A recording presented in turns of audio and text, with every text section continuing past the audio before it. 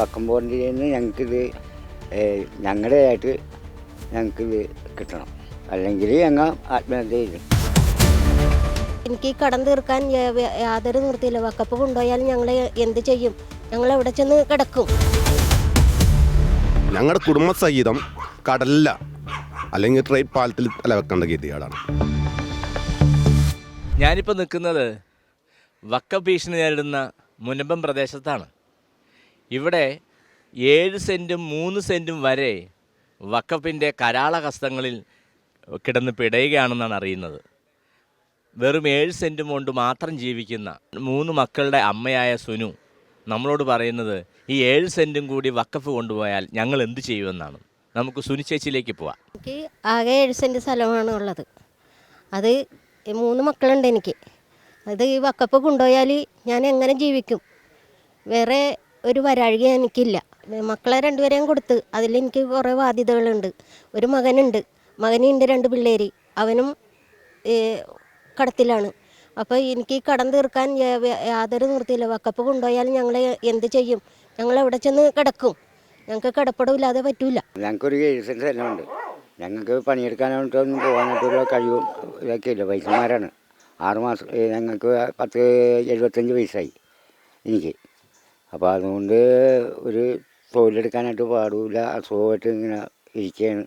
അപ്പോൾ ഞങ്ങൾക്ക് ഇതിൽ നിന്ന് ഈ വക്കം നിന്ന് ഞങ്ങൾക്കിത് ഞങ്ങളുടെയായിട്ട് ഞങ്ങൾക്കിത് കിട്ടണം, അല്ലെങ്കിൽ ഞങ്ങൾ ആത്മഹത്യ ചെയ്യും. ഞങ്ങൾക്ക് കടം ഒരുപടി കടമുണ്ട്. എനിക്ക് ഉള്ളത് 5 സെൻറ്റ് ഭൂമിയാണ്. എൻ്റെ വൈഫാണെങ്കിൽ സുഖമില്ലാത്ത. ഈ താമസം തുടങ്ങിയിട്ട് തന്നെ ഞങ്ങൾ 10-40 വർഷങ്ങളായി. ഇത് വക്കം ബോർഡ് എന്നും പറഞ്ഞ് ഇപ്പോഴാണ് ഇവർ അവകാശപ്പെടുന്നത്.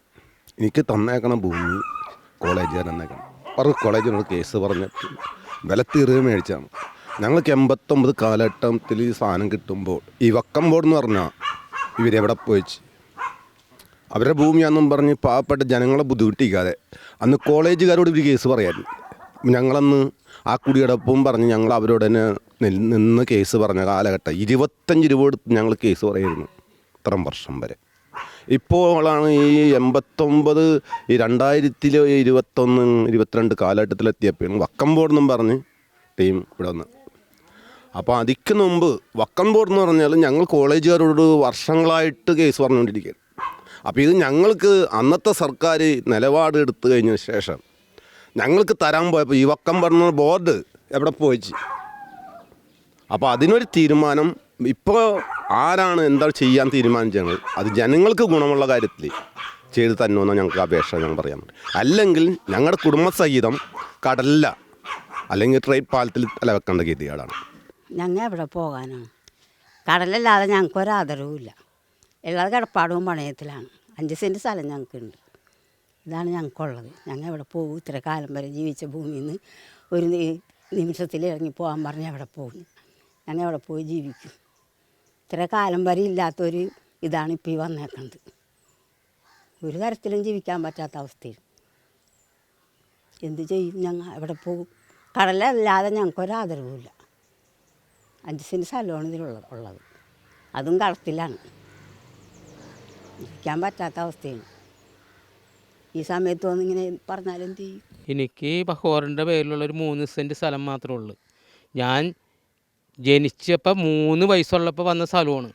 അന്ന് പട്ടയം ഉണ്ടായില്ല. പിന്നെ ഒരു പോൾ വക്കീൽ എന്ന് പറഞ്ഞ ആളെടുത്ത് കോളേജ് മുക്തിയാർ കൊടുത്ത് അവർ 5 സെൻറ്റിന് കുടിയെടുപ്പ് അവകാശം, 10 സെൻറ്റിന് 250 രൂപ വെച്ച് കൊടുക്കണം. അങ്ങനെയൊക്കെ മേടിച്ച് അവരെടുത്താണ്. പക്ഷേ 10 സെൻറ്റൊക്കെ ഞങ്ങൾ പെങ്ങക്കടെ കല്യാണത്തിന് വേണ്ടി വിറ്റുപോയി. ബാക്കി ഇന്ന് എനിക്കും ഒരു 3 സെൻറ്റ് സ്ഥലമുള്ളു. ഇപ്പോഴാണ് ഈ കാലത്താണ് വഖഫ് ബോർഡ് എന്നും പണ്ട് വന്നത്. അന്ന് പറഞ്ഞിരുന്ന ഫറൂഖ് കോളേജിൻ്റെ ആണെന്ന് പറഞ്ഞ് ഫറൂഖ് കോളേജ് മുക്തിയാർ കൊടുത്ത് പോൾ വക്കീലിന് മുക്തിയാർ ഈ സ്ഥലം കാശിന് ഞങ്ങൾ മേടിച്ച സ്ഥലങ്ങളാണ് ആധാരം. അതുപോലെ ആ ആധാരം മേടിച്ചിട്ട് 5-6 മറിച്ച് ആൾക്കാർ മേടിച്ച് താമസിക്കുന്നവരുണ്ട് ഇന്ന്. അതൊക്കെ ഇന്ന് ഫറൂഖ് കോളേജിൻ്റെ ആണെന്ന് പറഞ്ഞാൽ നമ്മൾ എന്ത് ചെയ്യും? ഇപ്പോൾ ആധാരം ഒരു മോക്കടെ കല്യാണം വന്ന് അല്ലെങ്കിൽ എന്തെങ്കിലും ഒരു ആവശ്യം വന്ന് പട്ടയം പണയം വെക്കാൻ പറ്റണില്ല, ഒന്നും ചെയ്യാൻ പറ്റണില്ല. ആകെ ചിലപ്പോൾ ഇവിടെ പല ആത്മഹത്യകളും വരും. ഇനി എന്തെങ്കിലും ഒന്ന് സർവീസിൽ വെക്കാൻ ഇപ്പോൾ ഒരു ബാങ്കുകാരും സ്ഥലം എടുക്കണില്ല. ഇതിങ്ങനെ പോയാൽ എന്ത് ചെയ്യും?